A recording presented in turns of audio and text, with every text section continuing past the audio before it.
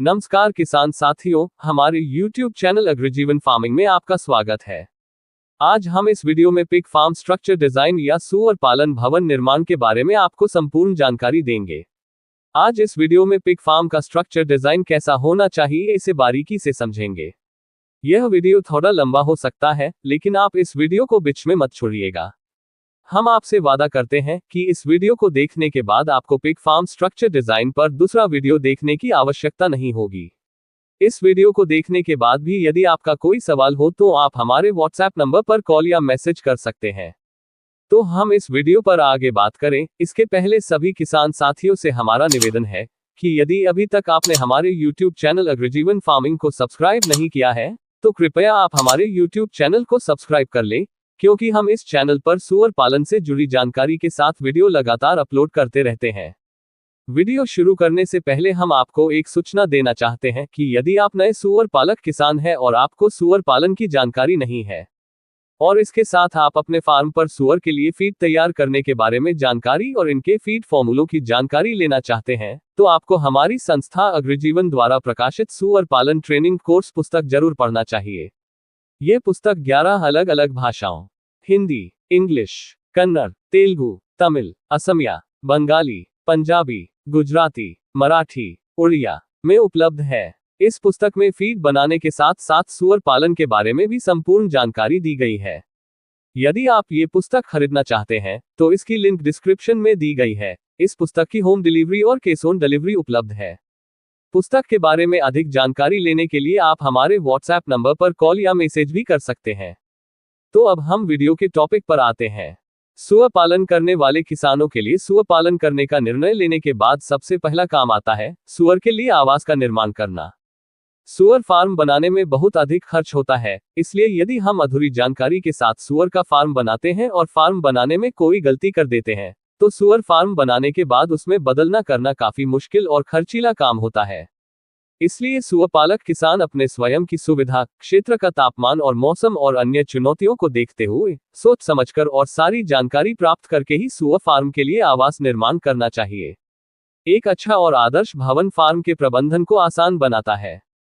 Farm में सूअर द्वारा वजन प्राप्त करना और सूअर की मृत्यु दर काफी हद तक सूअर फार्म की बनावट पर निर्भर करती है, इसलिए सूअर फार्म का निर्माण सही जानकारी के साथ ही करें। फार्म पर अलग अलग उम्र के सूअर के लिए अलग अलग केबिन बनाए जाते हैं, ताकि उनकी आवश्यकता के अनुसार केबिन में तापमान को नियंत्रित किया जा सके और आवश्यकता अनुसार फीड और पानी की पूर्ति की जा सके। सूअर पालक किसानों को अपने क्षेत्र विशेष की पर्यावरणीय स्थितियों को ध्यान में रखकर ही अपने सूअर फार्म का निर्माण करना चाहिए, और खास बात सूअर फार्म का निर्माण करते समय विशेषज्ञ की सलाह जरूर लेना चाहिए। वैसे तो सभी सूअर पालक किसानों को अपनी जरूरतों और क्षेत्र विशेष की परिस्थितियों के आधार पर अपने फार्म का निर्माण करना चाहिए, लेकिन इस वीडियो में दी गई जानकारी सभी क्षेत्र और परिस्थितियों पर लागू होती है। तो सबसे पहले हम ये देख लेते हैं कि अलग अलग उम्र के सूअर को कितने स्थान की आवश्यकता होती है। तो अलग अलग उम्र के सूअर के लिए आवश्यक स्थान आप इस तालिका में देख सकते हैं।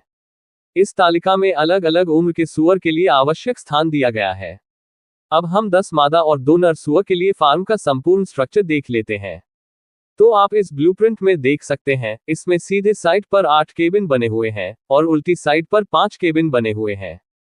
तो एक एक से इन सभी केबिन पर बात कर लेते हैं। केबिन नंबर 1 और केबिन नंबर 2 ब्रीडिंग नर सूअर के लिए बनाए गए हैं। इसमें आपको ब्रीडर नर सूअर को रखना है। फार्म में नर सूअर को उनके रूम में अलग रखा जाता है। 5 से 10 ब्रीडिंग मादा सूअर के लिए फार्म में एक नर सूअर रखा जाता है। 10 मादा सूअर वाले सूअर फार्म पर कम से कम 2 नर सूअर रखने की सलाह दी जाती है। 2 नर सूअर रखने की सलाह इसलिए दी जाती है कि यदि एक नर सूअर बीमार रहे तो दूसरे नर सूअर से क्रॉसिंग कराया जा सकता है। ब्रीडिंग नर सूअर के केबिन में ही मादा सूअर को क्रॉसिंग कराया जाता है, इसलिए नर सूअर के केबिन में पर्याप्त स्थान होना आवश्यक है। ब्रीडिंग नर सूअर का केबिन 11 फीट चौड़ा और 15 फीट लंबा होना चाहिए। इसके केबिन या रूम की दीवार 3 से 4 फीट ऊंची हो ताकि सूअर आसानी से उसको लंघ ना सके। फर्श सीमेंट से बना हुआ या लाल बलुआ पत्थर से बना होना चाहिए। फर्श बनाते समय इस बात का विशेष ध्यान रखें कि फर्श में फिसलन नहीं होना चाहिए, क्योंकि फिसलने से जानवर को चोट लग सकती है। केबिन में ढलान पीछे नाली की तरफ होना चाहिए, ताकि मल मूत्र और अपशिष्ट जल फार्म के बाहर बनी हुई एक नाली द्वारा फार्म के बाहर बने हुए एक गड्ढे में आसानी से चला जाए। केबिन की दीवारें मजबूत और टिकाऊ रेलिंग पाइप की होनी चाहिए। केबिन में सुअर को बाहर निकालने के लिए एक गेट लगाना चाहिए। गेट को गोल लोहे के पाइप से बनाया जा सकता है, जो 20 mm व्यास का होना चाहिए। यह पाइप लंबवत दूरी पर 75 mm से अधिक नहीं होना चाहिए। गेट की ऊंचाई 3 फीट और लंबाई 3 फीट होनी चाहिए। केबिन में फीड के लिए एक फीडर बॉक्स इस तरह रखा जाता है कि नर सुअर को फीड खाने में कोई परेशानी ना हो। सुअर के रूम में खाने का फीडर बॉक्स या खुरली सदैव गली वाली साइड बनाना चाहिए, ताकि आप बाहर से आसानी से सुअर को फीड डाल सके। साफ पानी के लिए रूम में 2 वाटर निप्पल लगे होना चाहिए।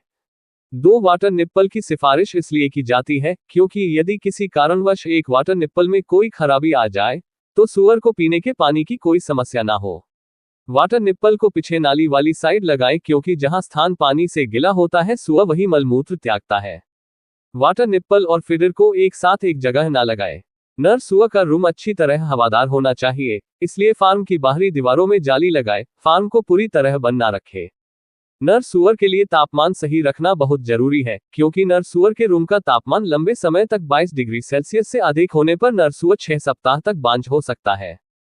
गर्मियों के दिनों में नर सुअर के रूम में तापमान कम करने के लिए सुअर के ऊपर पानी छिड़ककर उन्हें ठंडा रखा जा सकता है। आप रूम को ठंडा रखने के लिए पानी के फोगर का उपयोग भी कर सकते हैं। सर्दियों के दिनों में रूम को गर्म रखने के लिए रूम में एक हीट लैंप लगाया जाए। केबिन नंबर 3 और 4 में युवा मादा सुअर और खाली मादा सुअर को रखना है। खाली मादा सुअर उसे कहते हैं जो दूध छुड़ाने के बाद क्रॉसिंग के पहले होती है। इन्हें क्रॉसिंग कराने से पहले कुछ समय आराम दिया जाता है। इन केबिन का आकार 11 फीट चौड़ा और 15 फीट लंबा रखना चाहिए। मादा सुअर को पर्याप्त फीड और पानी की उपलब्धता बनी रहे, इसलिए फीडर बॉक्स और वाटर निप्पल की पर्याप्त व्यवस्था रखें। रूम में कम से कम 4 से 5 वाटर निप्पल लगाएं। केबिन नंबर 5 और 6 में गर्भवती मादा सुअर को रखना है। इसे फैरोइंग रूम भी कहते हैं। पिग फार्म पर सबसे महत्वपूर्ण रूम फैरोइंग रूम होता है। फैरोइंग रूम को इस तरह से डिजाइन किया जाना चाहिए कि जन्म के बाद पहले 7 से 10 दिनों के दौरान रूम में मादा सुअर और उसके पिगलेट के लिए सही वातावरण प्रदान किया जा सके।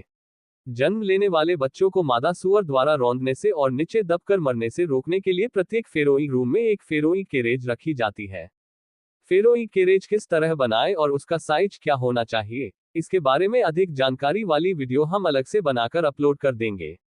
फैरोइंग रूम में सुअर के छोटे बच्चों, जिन्हें क्रिपर सुअर कहते हैं, इनके लिए एक छोटा क्रिपर रूम बनाएं जो 4 फीट लंबा और 4 फीट चौड़ा होना चाहिए। क्रिपर रूम में तापमान को नियंत्रित करने के लिए एक हीट लैंप लगाएं और क्रिपर रूम में बच्चों के जन्म के पहले 10 दिनों के दौरान पिगलेट के लिए आवश्यक तापमान 27 डिग्री से 32 डिग्री सेल्सियस तक नियंत्रित करें और तापमान की जांच के लिए एक स्थायी थर्मामीटर क्रिपर रूम में लगा दें। केबिन नंबर 7 में गर्भवती मादा सुअर को रखना है। इसका आकार 11 फीट चौड़ा और 15 फीट लंबा होना चाहिए। इस रूम को केबिन नंबर 3 और 4 के समान ही बनाएं। केबिन नंबर 8 में विनिंग किए गए सुअर के बच्चों को रखना है। दूध छुड़ाए गए सुअर के बच्चों को विनिंग किए गए बच्चे कहते हैं।